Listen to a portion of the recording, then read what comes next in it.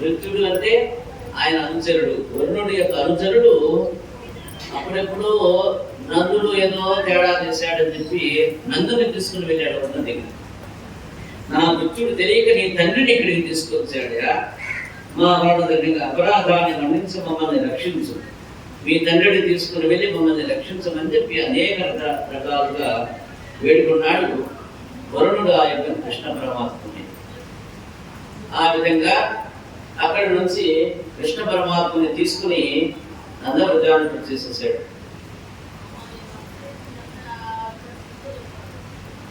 వరుణుడు కృష్ణుడిపై చూపిన భక్తి శ్రద్ధాన్ని నందుడు ప్రత్యక్షంగా చూశాడు. ఆ రూపంలో వరుణ రూపంలో తన చిన్నారి కృష్ణుడు స్వయంగా భగవానుడే అని చెప్పి ఒకసారి స్పృహలోకి తీసుకున్నాడు. ఆ విషయాన్ని కొందరు బాలకునికి గోపాలునికి చెప్పాడట. భగవంతుడు తమ మధ్య అతి సామాన్యునిగా వెలుగుతున్నాడు కదా అని అతని నిజ రూప నిజధానం ఎలా ఉంటాయో అనే ఊహ వారిలో తెలిసింది. చూద్దాం శ్రీ నిజంగా మహావిష్ణువు అయితే మన కృష్ణుడు అసలు అక్కడ ఎలా ఉంటుందో, ఆయనకు రూపం ఏమిటో, అసలు రూపం ఏమిటో అని చెప్పి ఆలోచన చేస్తూ ఉన్నారు. అది తెలుసుకున్నాడు కృష్ణ పరమాత్ముడు. వారి యొక్క మనోరథాన్ని తీర్చదలిచి బృందావనంలోని గోపాలుడికి స్వామి అంటే స్వచ్ఛమైన ప్రేమ ఉంటుంది. ఆ ప్రేమే వారి పట్ల మహా తపస్సులాగా ఫలించింది. వారిపై స్వామి యొక్క అనుగ్రహం ప్రసరించింది. వారికి తన యొక్క పరంధామాన్ని ఒక్కసారి చూపించాలనుకున్నాడు కృష్ణ పరమాత్ముడు. ఈ మానవులందరూ మాయ చేత కప్పబడి ఉన్నారు కాబట్టి కర్మంలోనూ కామ క్రోధాలలోనూ అజ్ఞానంలోనూ జనన మరణాలలోనూ పడి కొట్టుకుంటూ ఉన్నారయ్యా. వీరికి తన యొక్క నిజధామం ఒకసారి చూపించే ఉద్దేశంతో వారిని బ్రహ్మకుండానికి తీసుకువెళ్ళి ఆ బ్రహ్మపదంలో ఒకసారి నుంచి ఏం చేసేసాడు. ఆ విధంగా వాళ్ళందరూ పరమానంద ఫలితులైనారు. సర్వలోకాలలో వారి యొక్క కీర్తి ప్రతిధ్వనించింది. పరీక్ష మహారాజు ఆ యొక్క భగవంతుని యొక్క లీలా విశేషాలు ఇంకా వినాలనిపిస్తూ ఉన్నదయ్యా ఓ శుభమహేంద్ర, దయచేసి నా యొక్క ఆర్తిని తీర్చు, నా యొక్క దాహాన్ని తీర్చమని చెప్పి కృష్ణ లీలల విశేషాన్ని మరిన్ని వినిపించమని చెప్పి వేడుకుంటూ ఉన్నాడు.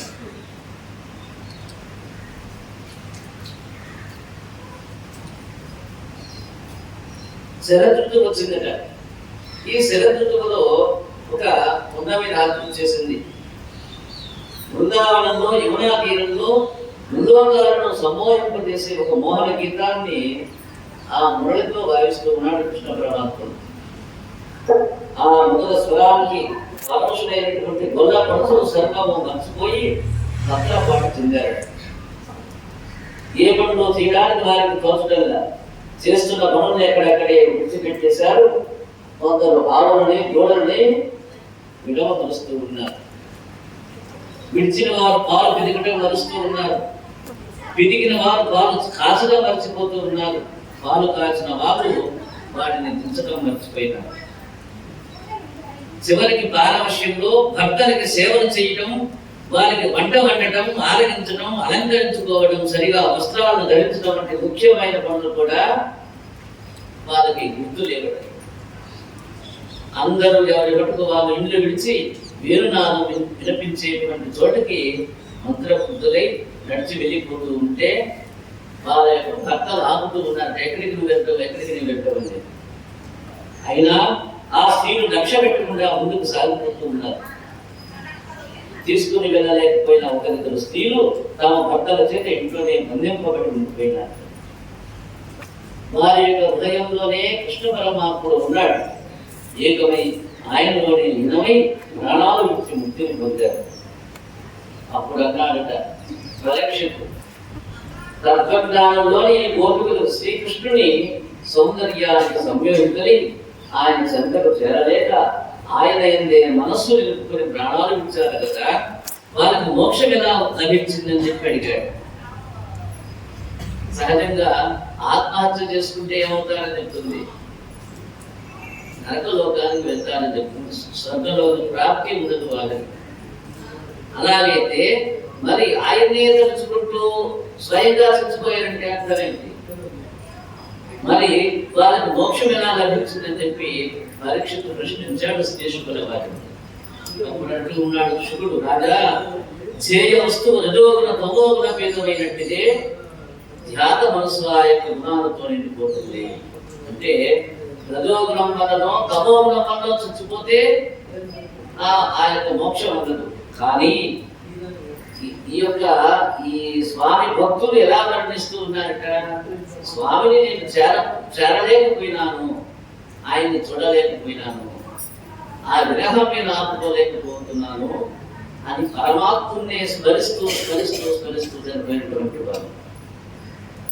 కాబట్టి వీళ్ళకి ఆ పాపం అంటదని చెప్పాడు. శ్రీకృష్ణుడు గుణాతీతుడే కానీ శుద్ధ సత్వస్వరూపుడు కనుక ఆయన స్మరణయే ఆనందంతో పాటు బంధమోచనం అవుతుంది. అలాగే విరోధి అయిన శిశుపాలుడు చంపవచ్చిన పూతన వీళ్ళందరూ కూడా ముక్తిని పొందారు కదా అని చెప్పి తెలియజేస్తూ ఉన్నాడు పరీక్షితుడికి శుకబ్రహ్మ. బాంధవమునైన పగనైన వగనైన ప్రీతినైన ప్రాణ భీతినైన భక్తినైన హరికి పరతంత్రుడయ్యుండు జనులు మోక్షమునకు జనులు రతిపా. నారాయణి యొక్క స్మరణ మాత్రాన కొండలు చెట్లు లాంటి స్థావరాలు కూడా ముక్తిని పొందగలవయ్యా రాజా. ఇక మానవుల గురించి వేరే చెప్పాలా అంటూ ఆ యొక్క పరీక్ష మహేంద్రుడికి శుకబ్రహ్మ బోధిస్తూ ఉన్నాడు భగవతత్వాన్ని గురించి. మంత్రముక్తులై నడిచి వచ్చిన గొల్లపడుచులు మృదువుగా ముద్దరిస్తూ కృష్ణుడు అన్నాడు, ఓ మానవకులారా, మీరు ఈ చీకటి వేళ క్రూర మృగాలు సంచరించి అడవులోకి ఏ విధంగా వచ్చారు? మీ ఇంట్లో వాళ్ళంతా ఇలా ఒప్పుకున్నారు మిమ్మల్ని ఇలా బయటికి రావడానికి. ఇలాగ సాహసించి రావడం మీకు తగునా? మీ కుటుంబ గౌరవానికి చేటు కాదా? అది మీరంతా ఇళ్ళకి వెళ్ళిపోయి మీ పనులు చూసుకోండి. నన్ను చూస్తుండటం, నా మాటలు వినడం, నా పాటలు పాడుకోవటం, నన్నే స్మరిస్తూ ఉండటం చేస్తుంటే అది చాలు, నేను మీకు ముక్తిని అందింపజేస్తానన్నాడు. మీరు ధన్యులు అవుతారు నా యొక్క నామస్మరణ చేత. ఇక మీరు గృహాలలో వెళ్ళండి అని చెప్పి అలా నిలబడి ఉన్నటువంటి ఆయనతోటి స్వామి ఆ కాంతను అంటూ ఉన్నారు, కృష్ణ సర్వము విడిచిపెట్టి నీ పాదాల చెంత చేరిన మాతో ఇలాగా మాట్లాడడం సరేనయ్యా, చాలునయ్యా, మా యొక్క ఆర్తిని తీర్చి మమ్మల్ని ఎలాగైనా కానీ మోక్ష ప్రాప్తిని కలిగించవయ్యా అని చెప్పి వేడుకున్నాడు. ఈ విధంగా ఆ యొక్క నంద భగవంతా కేవలం కృష్ణ భక్తిలో మునిగి తేలుతూ ఉన్నారు. ఆయన కడపడితే చాలనుకుంటూ ఉన్నారు కొంతమంది, ఆయన మాట వింటే చాలని చెప్పి కొంతమంది అన్నారు, ఆయన పాట పాడితే చాలని చెప్పి కొంతమంది అన్నారు. జరిగిపోతూ ఉన్నాయి. కొంతమంది వాళ్ళు కొన్నాళ్ళ పాటు కృష్ణ పరమాత్మని చూడకపోతే ఆ యొక్క విరహ బాధతోటి చొప్పన పడిపోతూ ఉన్నారు. తమ చెంత కృష్ణుణ్ణి చూడలేక కొంతకాంతలు వశం తప్పిన వారై నందనందుని మాటలు పాటలు చేష్టలు చూపులు వినోద క్రీడలు తలుచుకుంటూ ముచ్చటించుకుంటూ పిచ్చివారిలాగా బృందావనం అంతా వెతసాగారు. వాళ్ళు యొక్క వెతుకులాటలో కనిపించిన ప్రతి చుట్టూలోనూ కృష్ణ పరమాత్మని చూస్తూ ఉన్నారు.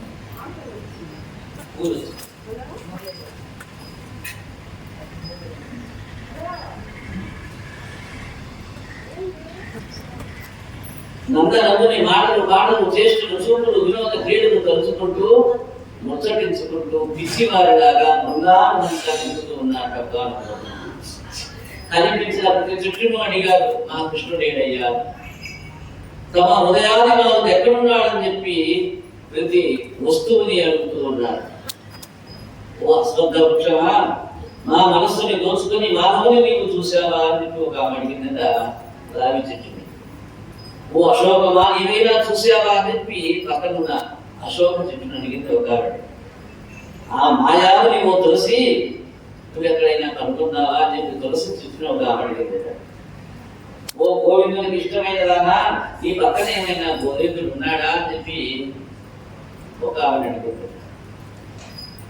నీకు కూడా ఆయన జాడ తెలియదా, నువ్వు భూదేవి అని చెప్పి భూమాతను అడిగింది ఒక ఆమె. ఈ విధంగా వాళ్ళంతా కృష్ణయ్యని వేడుకుంటూ, కృష్ణయ్యని స్మరిస్తూ, కృష్ణ నామాన్ని ధరించి ఆయన జాడ కోసమై, ఆయన యొక్క రాక కోసమే ఎదురు చూస్తూ విరహ వేదంతో ఉన్నారు. అంటూ ఉన్నారట వారు, నల్లడివాడు పద్మనయనంబులవాడు. ఎవరన్నా కృష్ణయ్య అని చెప్పి అడిగితే, నల్లడివాడు పద్మనయనంబులవాడు, కృపారసంబుపై చల్లడివాడు, మౌలి పరిసర్పి దపించ ముగలవాడు, నవ్వులా చిల్లడు మోమువాడొకడు, చంద్రలమాన ధనంబు తెచ్చినో మల్లయ్యలారా, మీ పొదల మాటు నలేడు గతమ్మ చెప్పరే. నల్లగా ఉంటాడమ్మా. ఆయన కళ్ళు చూస్తే పద్మనయనంబులవాడు, పద్మం యొక్క రేఖలు ఎలా ఉంటాయో అంత సుందరంగా ఉంటాయి ఆయన యొక్క కళ్ళు. కృపారసంబుపై చల్లడువాడు, ఆయన నా ఎదురుగా వస్తే చాలు, మన మీద కృపారసాన్ని కురిపిస్తాడు ఆయన. కృపారసం ఆయన యొక్క ఆ చల్లని చూపే అమృతధారలాగా ఉంటుంది మనకి. కృపారసంబుపై చల్లడువాడు, మౌలి పరిసర్పి తప్పించబోవాడు.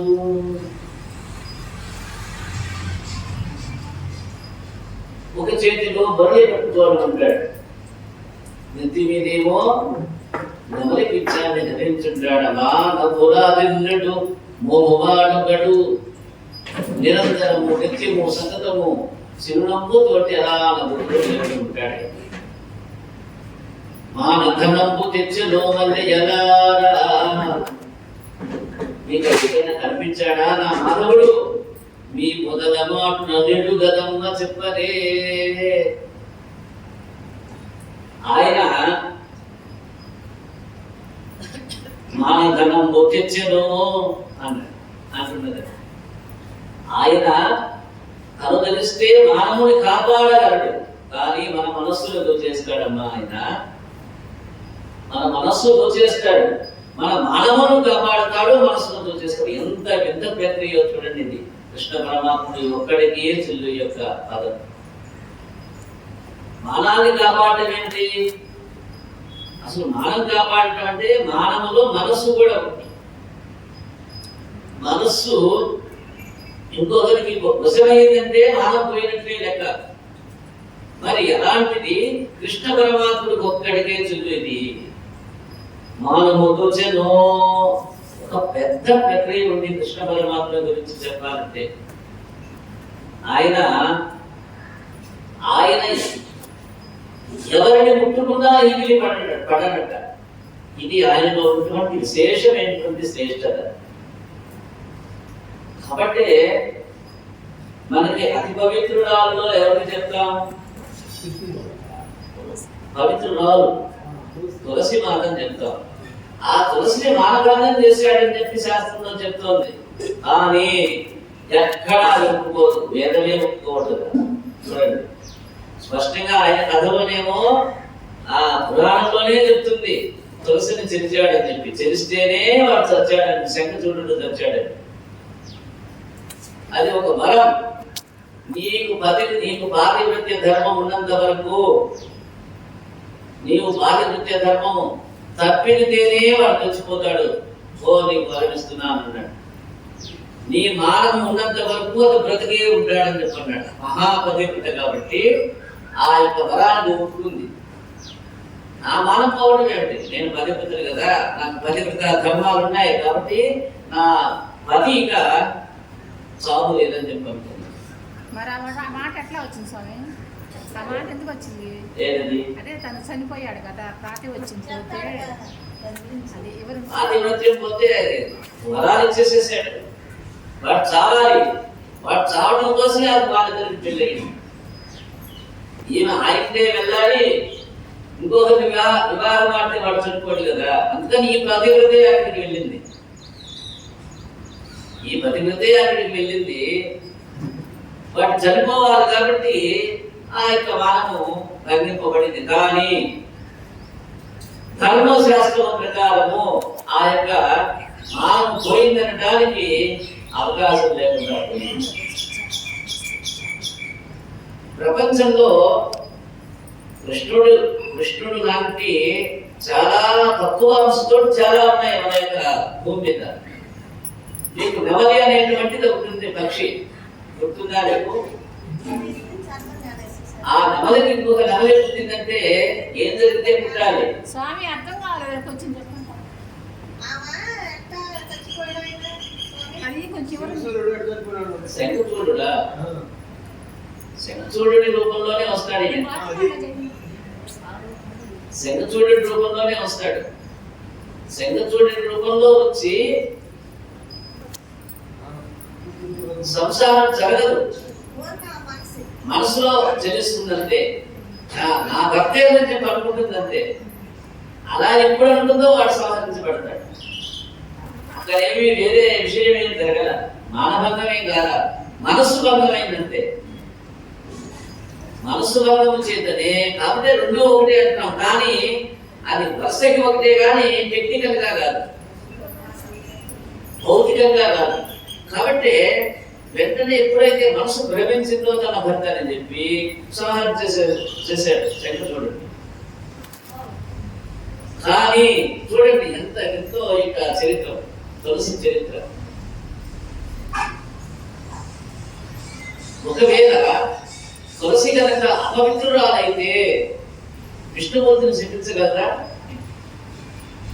ఏమని శపించింది? నువ్వు కఠినంగా వ్యవహరించావు భక్తురాలి. చూడండి, కఠినంగా వ్యవహరించావు, ఎలా బండరాయిలాగా ప్రవర్తించావు, కాబట్టి నువ్వు బండరాయి అయిపోతావు అన్నారు. పిచ్చిదానా, నీవేమైనావని ఏమి కాదా, పవిత్రతను అతి పవిత్రురాలు నువ్వైపోతున్నావు. పవిత్రురాలలో అందరికంటే పవిత్రురాలు నీవు అవుతావు. నీవు గురిగిన, ఎండిన, కుళ్ళిన నీవు పవిత్రమే. చూడండి, ఇంకే చెట్టుకైనా యొక్క అవకాశం ఉందా?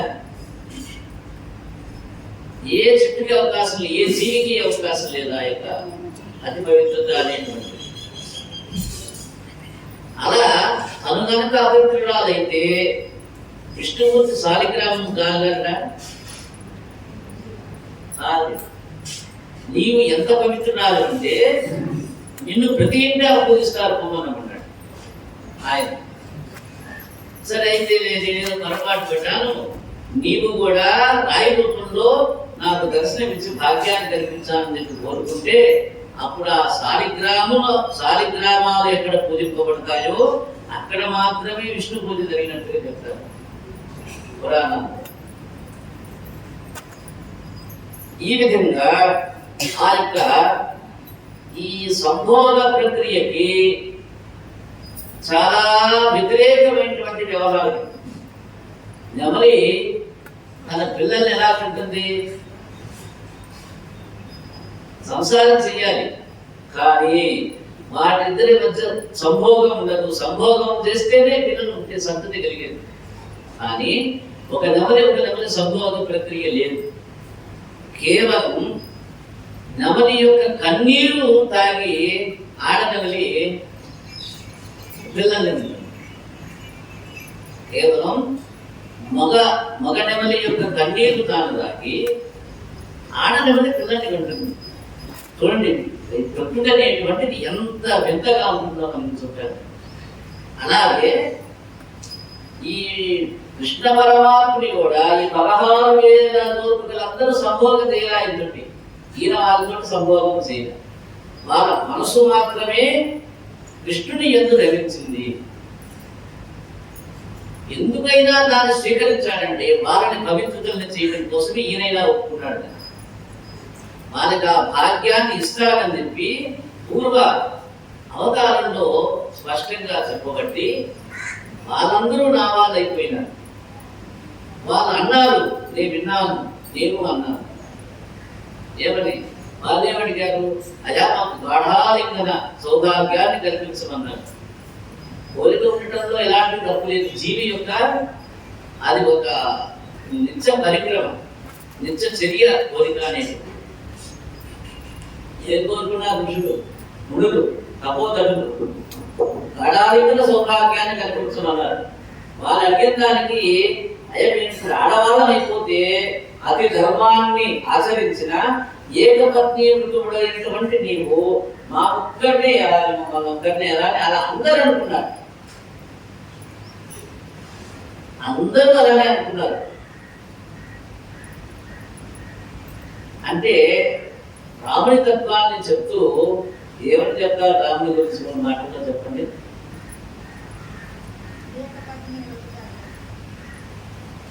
ఒకే బాణము, ఒకే మాట, ఒకే వాక్యం కదా. ఇది రాముడు అంటే ఈ మూడు మాటలే. రాముడి గురించి చెప్పమంటే ఈ మూడు మాటలు వచ్చేస్తాయి. ఇప్పుడు రామచంద్రుడు వాళ్ళందరికీ ఒకేసారి మాట ఇచ్చేస్తే సరే అని పన్నాడు అనుకోండి, ఏమవుతుందో చెప్పండి? ధర్మం తప్పినట్టు అవుతుంది. ధర్మము తప్పినట్టు అవుతుంది. ఏం చెప్పాడు? జాగ్రత్తగా దానికి అర్థం అవ్వాలి.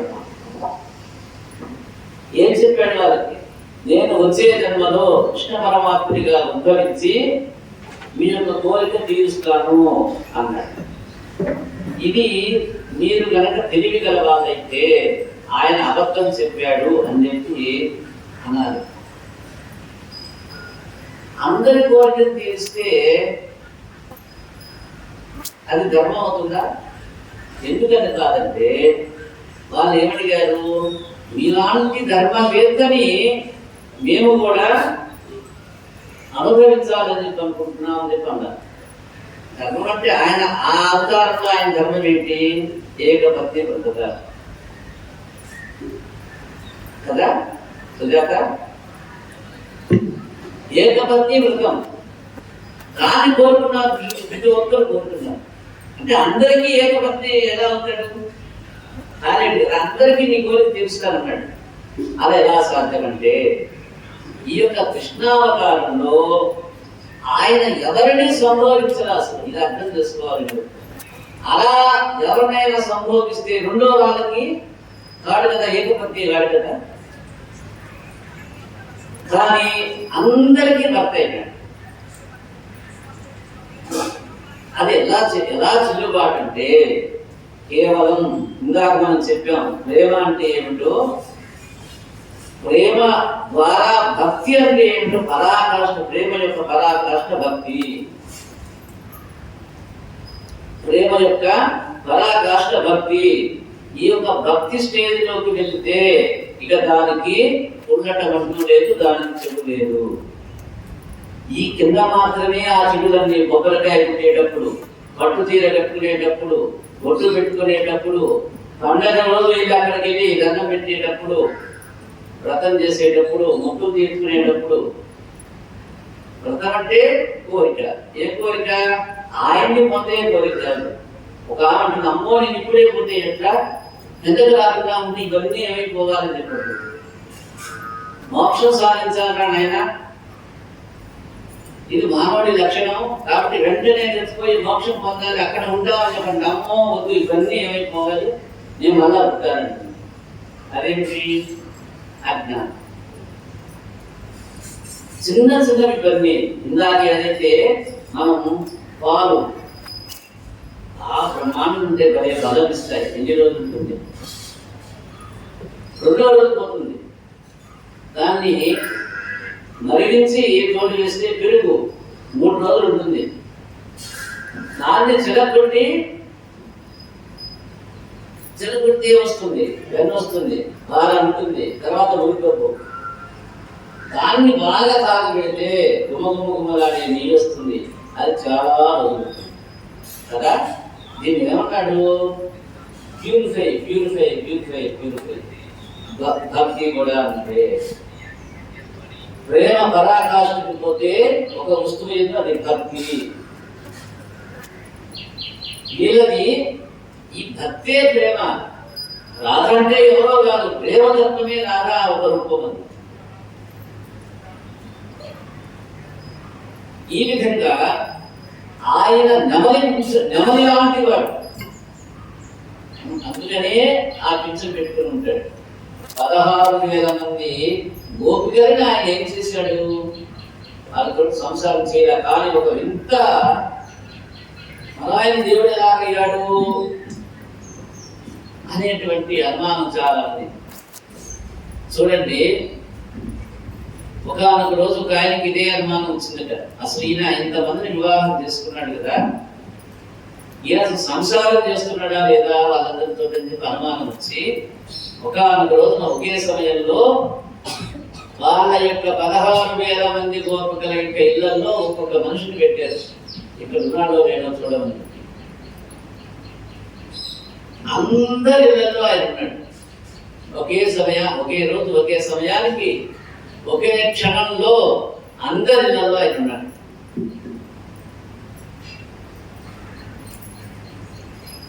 ఇది భగవత్ రూపానికి నిదర్శనం, భగవంతుడు అనడానికి నిదర్శనం. ఏమిటి ఆయన లక్షణాలు?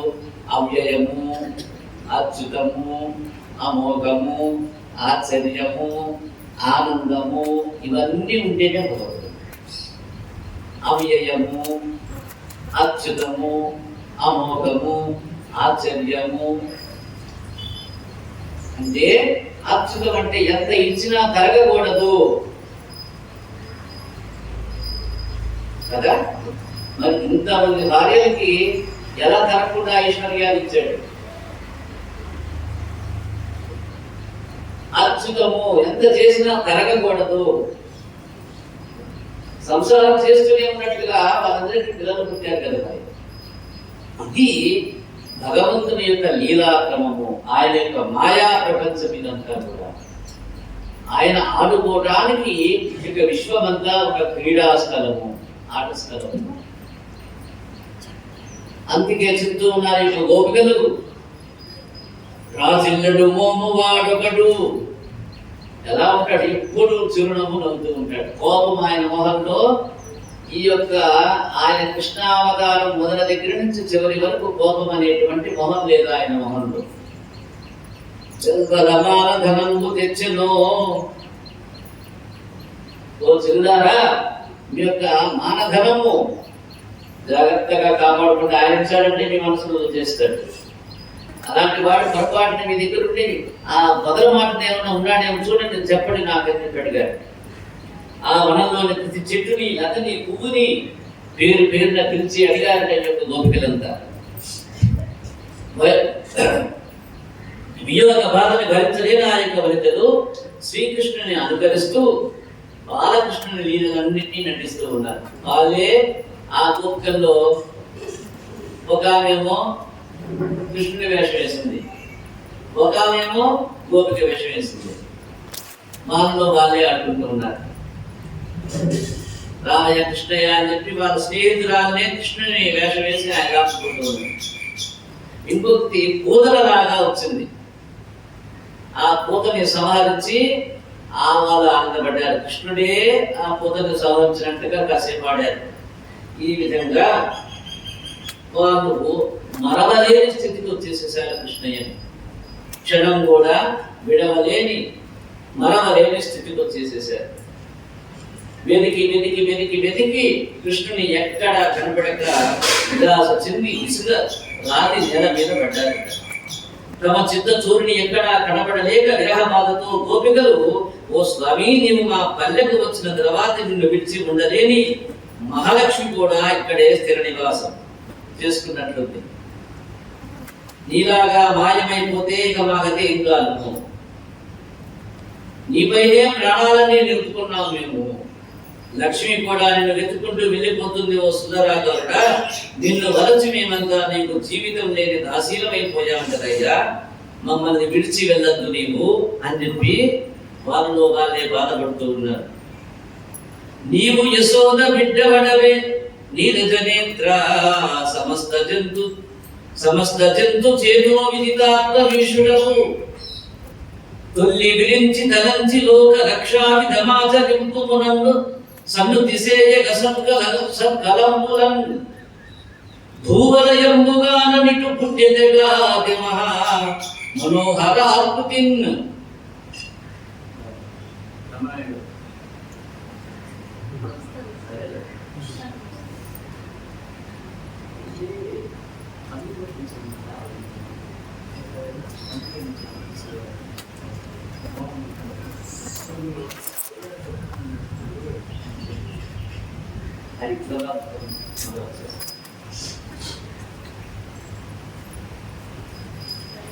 ఓ నీరద నేత్ర, నీవు నిజంగా యశోదమ్మ బిడ్డవు కావని మాకు తెలియదా? సకల ప్రాణకోటి యొక్క చేతాత్మవి నీవు, భగవంతుడివి నీవు. పూర్వం బ్రహ్మ నిన్ను స్మరించి లోక రక్షణ చేయమని చెప్పి ప్రార్థిస్తే భూమండలాన్ని రక్షించడానికి ఇదిగో ఈ విధంగా మనోహర సుందర రూపంలో పుట్టినవాడివి కదయ్యా నీవు. తన కథామృతం తప్త జీవనం కవి విహీడితం కర్మశాపహం శ్రవణ మంగళం శ్రీమదాంతతం భువి గృణంతి తే భురిదా జనాః. నీ నామం మధురం, నీ రూపం మధురం, నీ యొక్క చేష్టలున్నాయే అవి మధురాలయ్యా మాకందరికి. నీ కథామృతం సంసార తాపత్రయ తప్త జీవుల తాపాన్ని హరించే సంజీవిని, పాపకల్మషాన్ని కడిగి వేసేటువంటిది, శ్రవణ మాత్రం చేత శుభాల్ని కలిగిస్తుంది నీ యొక్క నామం అంటూ ఆ యొక్క గోపికలంతా స్వామిని విడవలేక మనోవిరహ వేదతో అనేక రకాలుగా ఆ స్వామిని వేడుకుంటూ ఉన్నారు. పగటి వేళల్లో గోవులతో వెళ్ళినప్పుడు గోపికలకు క్షణం ఒక యుగంగా గడుస్తోంది. ఆయన లీలల్నే ఇంట్లో పాడుకుంటూ వేణుగానాన్ని తలుచుకుంటూ మైమరిచిపోతూ ఉన్నారట. గోపికలకి కృష్ణుని యందునేటువంటి అద్వితీయ అచంచల అనిర్వచనీయమైన మొదల భక్తిని గురించి భగవానుడు ఈ విధంగా ఆ యొక్క భగవాను యొక్క అద్వితీయమైనటువంటి చేష్టల గురించి భక్తి శ్రద్ధలతో చదివిన వారికి విన్న వారికి భక్తి ఇనువడించి దుఃఖము శమించి పాపము నశిస్తుందని చెప్పి ఈ యొక్క స్వామి లీలల విశేషాన్ని గురించి పరీక్షిత్ మహారాజుకి శ్రీ శుకుడు తెలియజేశాడు. నందాదులంతా పశుపతి జాతరకి